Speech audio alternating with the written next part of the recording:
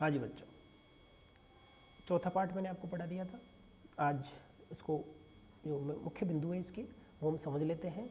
जलवायु, मौसम तथा जलवायु के तत्व जैसे तापमान हो, वायुमंडलीय दाब हो, आर्द्रता हो, वर्षण हो, सब ये एक ही है, यानी ये मौसम और जलवायु के तत्व है। प्रश्न आ जाएगा मौसम और जलवायु के तत्व बताओ, तो तापमान हो जाएगा, वायुमंडलीय दाब हो जाएगा, पवन, आर्द्रता और वर्षा। मानसून शब्द की जो व्युत्पत्ति है वो अरबी शब्द से हुई है, मौसम से हुई है, जिसका शाब्दिक अर्थ मौसम है।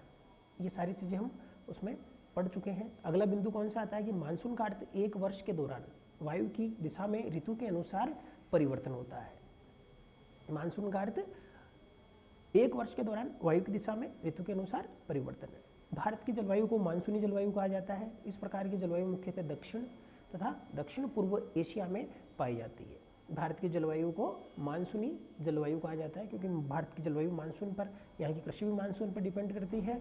और यहाँ की जलवायु और कहाँ पाई जाती है, तो दक्षिण में और दक्षिण पूर्व एशिया में पाई जाती है। अगला बिंदु है कि किसी भी क्षेत्र में जलवायु को नियंत्रित करने वाले 6 कारक होते हैं। पहला कारक कौन सा है, अक्षांश और ऊंचाई। तुंगता का मतलब क्या, ऊंचाई। वायुदाब एवं पवन तंत्र, समुद्र से दूरी, महासागरीय धाराएं, उच्चावच लक्षण, ये सारी जलवायु को नियंत्रण करने वाले या प्रभावित करने वाले कारक है। अगला बिंदु आता है महासागरीय धाराएं समुद्र के तट की ओर चलने वाली हवाओं के साथ तटीय क्षेत्रों की जलवायु को प्रभावित करती है। यानी महासागरीय जो धाराएं होती है, अगर गर्म जल धारा है तो मौसम को गर्म कर देगी आसपास के वहाँ के, और अगर ठंडी है तो मौसम को ठंडा कर देती है। देश भर का लगभग आधा भाग कर्क रेखा के दक्षिण में स्थित है, जो उष्ण कटिबंधीय क्षेत्र में है। मैंने आपको समझाया था कि जो कर्क रेखा है वो हमारे भारत के जिन राज्यों से गुजरती है और देश का ये बीच में से गुजरती है, यानी आधा भाग, ऊपर वाला जो भाग है वो उत्तर भारत और नीचे जो है वो दक्षिण भारत है।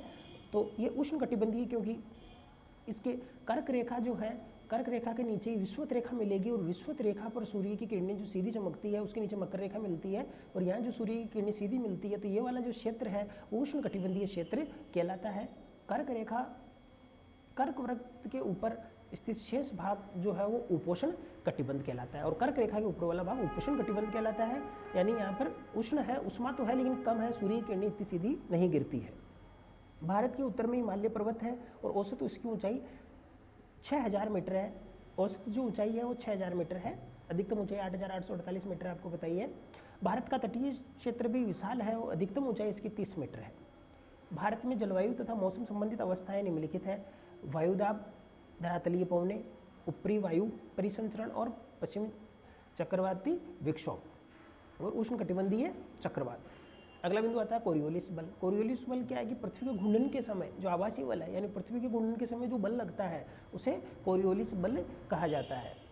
और इस बल के कारण ही उत्तरी गोलार्ध में जो पवनें हैं वो दाहिनी और दक्षिणी गोलार्ध में बाईं ओर हो जाती है, घूम जाती है, विक्षेपित हो जाती है। और इसे फेरल का नियम भी कहा जाता है कि जो हवाएं हैं वो कोरियोलिस बल के कारण, भाई अरब सागर की ओर से एंट्री कर रही है या बंगाल की खाड़ी की तरफ से हवाएं एंट्री कर रही है, ये सब कोरियोलिस बल के कारण होता है। फेरल का नियम भी इसको कहा जाता है।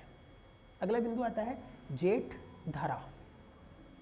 जेठ धारा को देखिए, ये सारे जो महत्वपूर्ण बिंदु है, ये सारे महत्वपूर्ण बिंदु आपको अपनी कॉपी में नोट करने हैं। तो जेठ धारा को देखिए, ये एक सक्रिय पट्टी में सोम मंडल में अत्यधिक ऊंचाई पर 12000 मीटर से अधिक वाली पश्चिमी हवाएं होती है। यानी जो सोम मंडल में 12000 से अधिक ऊंचाई पर जो हवाएं चलती हैं वो जेठ धारा के नाम से जानी जाती है।